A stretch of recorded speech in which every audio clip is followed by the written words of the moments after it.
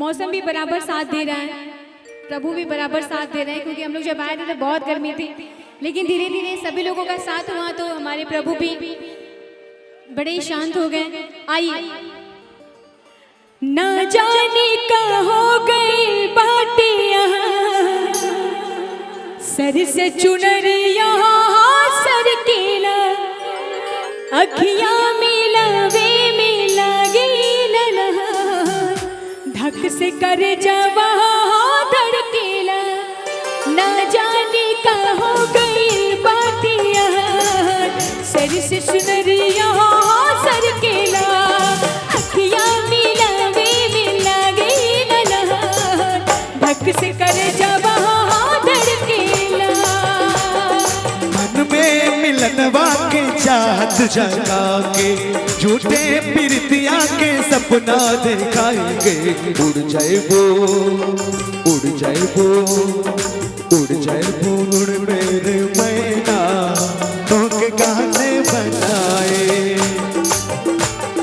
ना जाने का हो गए बातियां, सर से चुनरिया सर केला, उड़ जाएबो मैना हो उड़ जाएबो मैना, उड़ जाएबो मैना हो उड़ जाएबो मैना। दिलवा में घर तो बनाई के, उड़ जाएबो ये मैना। दिलवा में घर तो बनाई के, उड़ जाएबो ये मैना।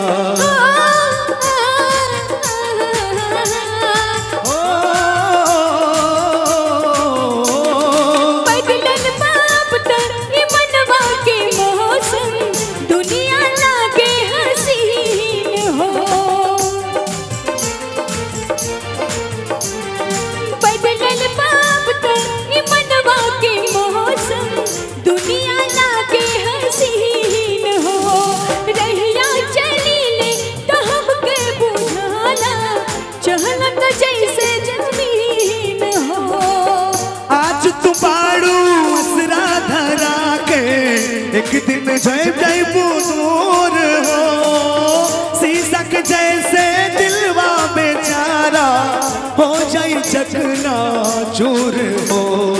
हमरो के दिल छछनाई के, उड़ जाइबो ये मैना। हमरो के दिलवा छछनाई के, उड़ जाइबो ये मैना।